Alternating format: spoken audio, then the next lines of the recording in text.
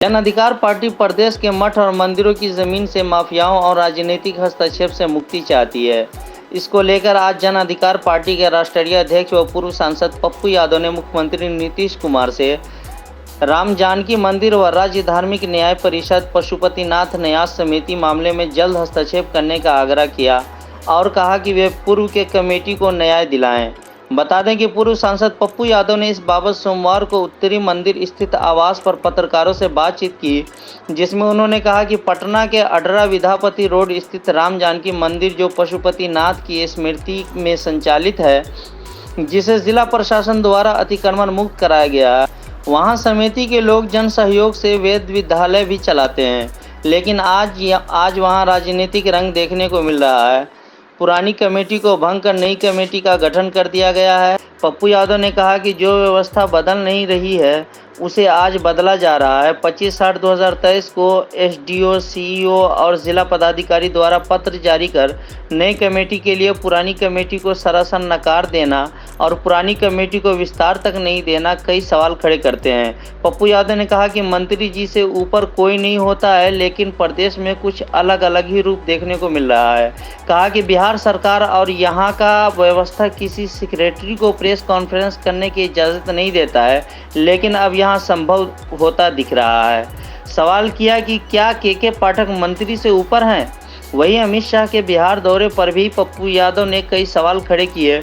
उन्होंने उनके दौरे को पूरी तरह से राजनीतिक बताया। कहा कि वह बड़े मंत्री हैं, चाहे तो देश के विकास सहित बिहार के लिए बहुत कुछ कर सकते हैं, सिर्फ वादों के भरोसे जनता नहीं रह सकती।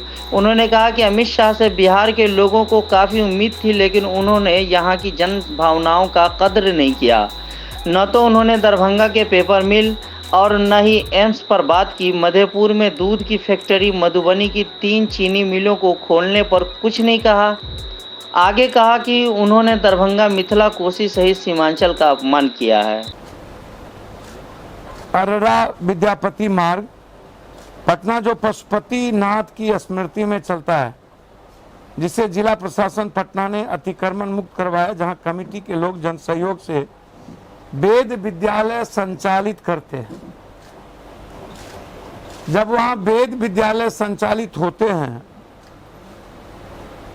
और पशुपतिनाथ स्मृति चलता है, मेरा सवाल है इस कमेटी के चेयरमैन जैन से, क्या पूर्व की कमेटी पर कोई आरोप था? अगर था तो सार्वजनिक करें, अन्यथा बाबा पशुपतिनाथ के प्रति जिनकी पीढ़ी पर दर पीढ़ी आस्था रही हो, उन्हें अलग करना कहां तक उचित है? नया कमेटी क्यों बनाया गया? उसके चेयरमैन संयोजक मंत्री को क्यों बनाया गया? और उसके 3 बिल्डर को मेंबर क्यों बनाया गया? और उसमें कौन राजनीतिक लोग इन्वॉल्व क्यों किए गए?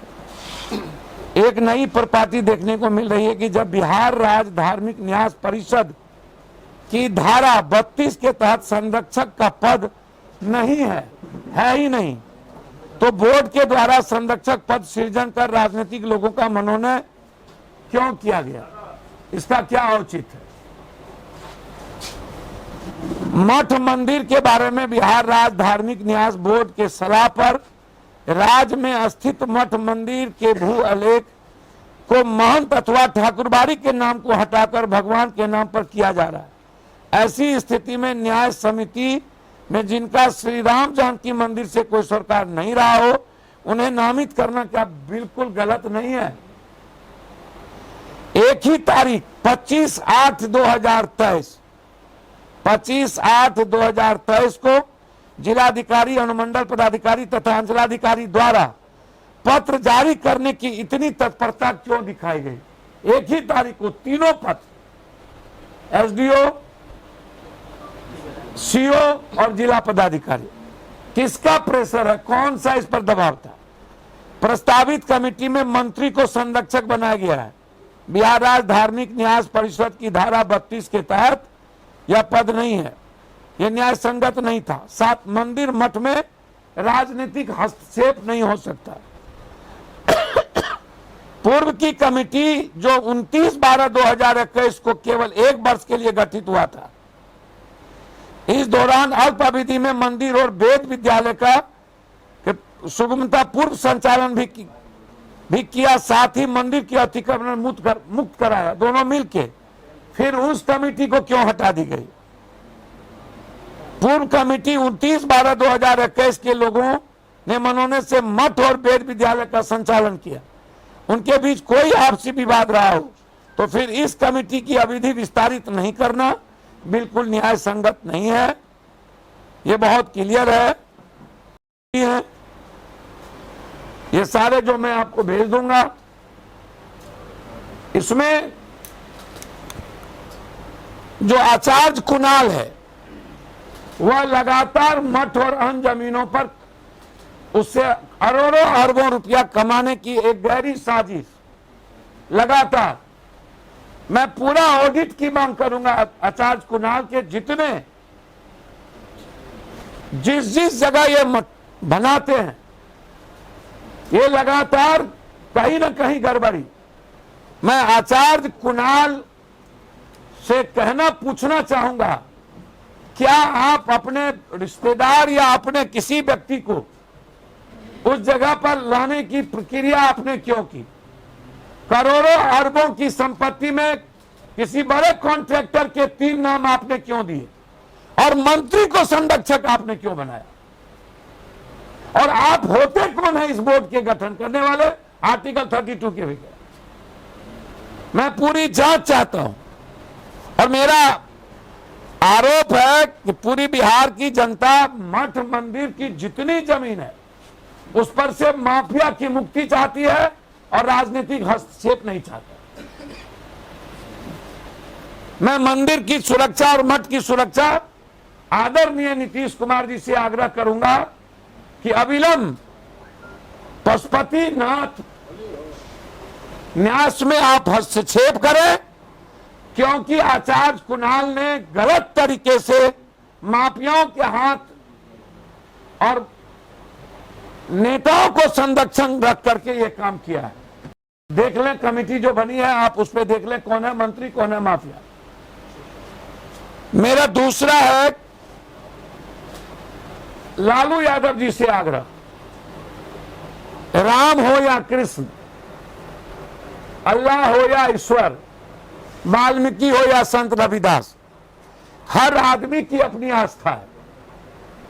लगातार जिस तरीके से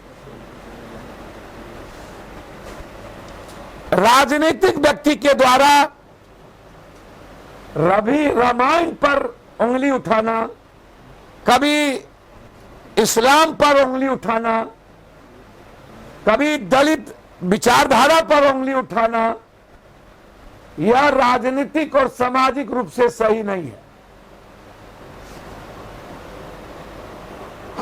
रामायण सनाइट है या क्या,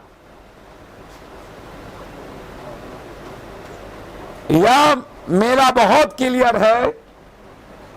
चाहे वो गीता हो या कुरान, बाइबिल हो या रामायण, यह आस्था की चीज है। मानो तो देव ना तो पत्थर, तुम मानो या ना मानो ये तुम्हारी आंतरिक चीज है। लेकिन चाहे वो गीता, कुरान, बाइबिल, रामायण पर किसी को भी गाली गलौज और टिप्पणी करने का राइट नहीं मिलना चाहिए, क्योंकि ये भावनाओं की चीज है। मैं आग्रह करूंगा ऐसे चीजों से राजनीतिक व्यक्ति को बचना चाहिए। विचार रखने में कोई आपत्ति नहीं है, लेकिन जरूरी नहीं है कोई आदमी कुरान को कह देता है कि ये आतंकवादी पैदा करने का जरिया है, कोई रामायण को कह देता है कुछ, कोई मनुस्मृति की बात करने लगता है। 1000 साल बाद हमें वन नेशन वन एजुकेशन की बात करनी चाहिए सरकार को। जैसे अमित शाह जी आए, मट्टी भारत और मिट्टी कोई बात नहीं, सहरसा और दरभंगा के एम्स का चर्चा नहीं किया, बाढ़ से मुक्ति की बात नहीं की, कोसी सीमांचल के विशेष स्टेटस की बात नहीं किया। मक्का और मखान की बात नहीं किया। झंझारपुर के बगल में मधेपुर दूध की सबसे बड़ी फैक्ट्री और मधुबनी की तीनों चीनी मिल खुलने की बात नहीं किया। है? पेपर की बात नहीं किया, दरभंगा के पेपर मिल की बात नहीं किया। अरे अमित जी, मैं आपका पैर धो के पीऊंगा। आप मधुबनी का तीनों चीनी मिल, मधेपुर की दूध की फैक्ट्री, दरभंगा का पेपर मिल और सीमांचल और कोसी को बाढ़ से मुक्ति कर दीजिए। बारे बार सब लगे हैं मनु स्मृति और रामायण की कथा पढ़ने में, कुरान को, बाइबिल और दलित को गाली देने में। इसीलिए मेरा आग्रह है मंत्री जी, आप सर्वोच्च हैं, आपसे ऊपर के पाठक नहीं है।